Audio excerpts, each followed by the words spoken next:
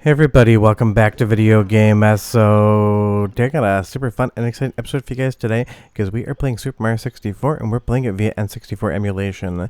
If you're wondering why it looks completely different and a hell of a lot better than Super Mario 64, the vanilla version, that is because this is a full remake of some sections of the game by 64 Modder.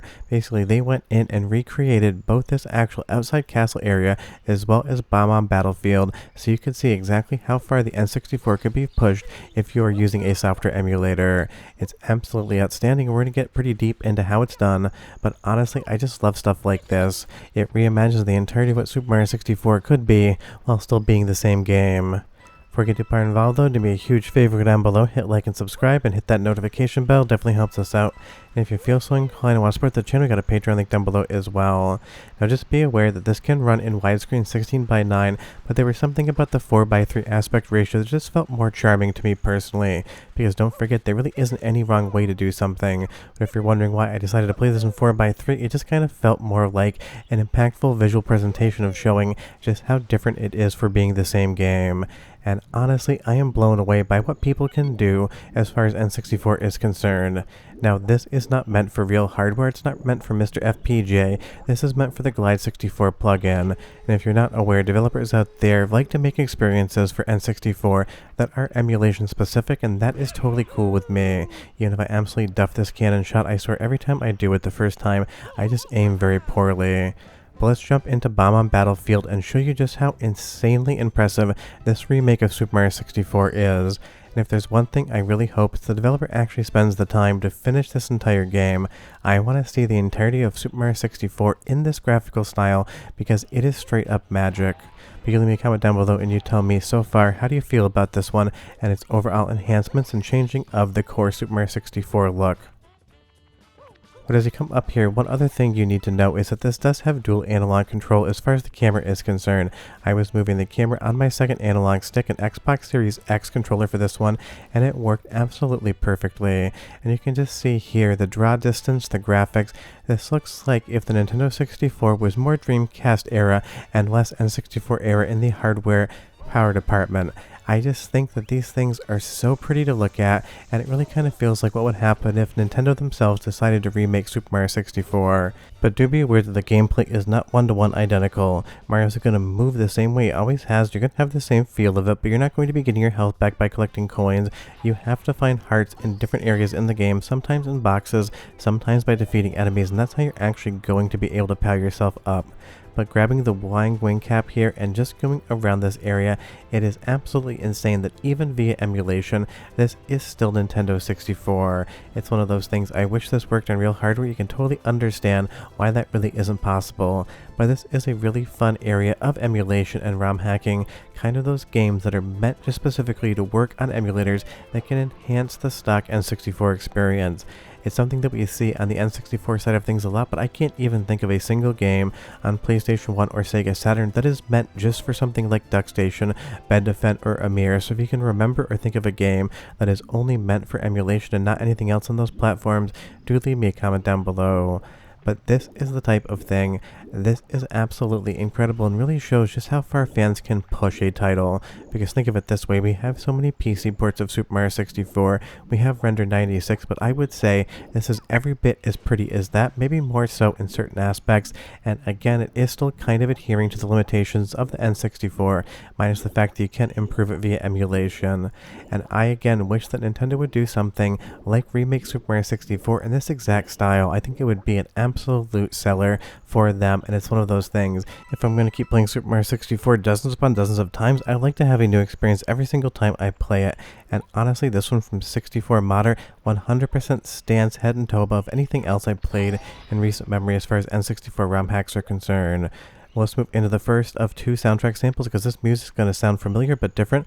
I'll be right back with a lot more Mario.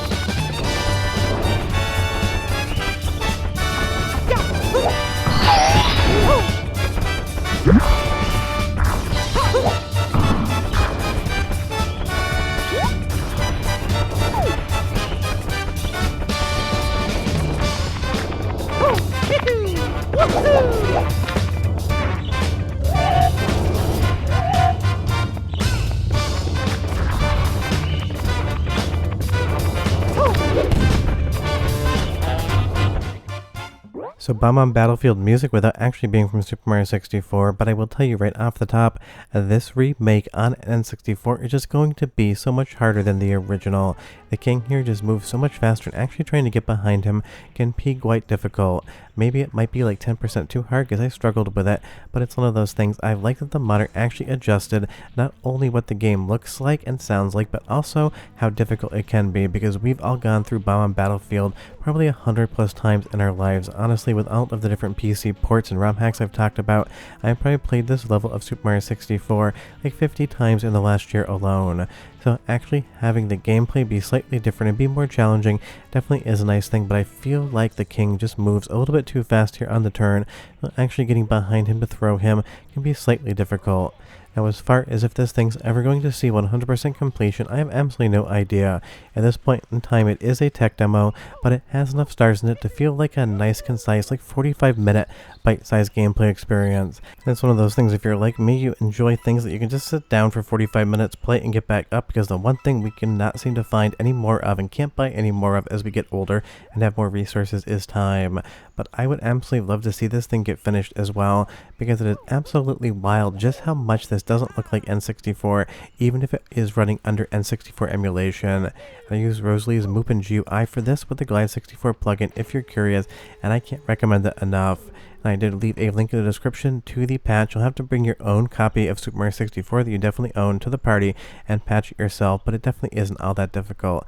And even seeing those birds fly at the corner of the actual aiming reticle there, just outstanding with all of these flags, nice blowing in the breeze, has a nice set of physics to it. It just kind of feels more like magic than it does like N64, and it really shows that the N64 is just living a brand new life in 2026 and even 2025 and before that, with all of these different ROM hacks, all of these different improvements, FPGA cores, and everything else. And you can see here the text is absolutely crystal clear, because obviously we're running this at a resolution that the N64 was never capable of, because that could do 480i at best, and this is clearly more at the 1080p range I believe the settings were set at. But I just love stuff like this. It really makes me happy to know that the community out there are trying to do newer and better things with Super Mario 64, and it is a testament to just how good this game is, because even today in 2026 people are still modding the ever-loving hell out of it. One more soundtrack sample and I'll be right back with just a bit more.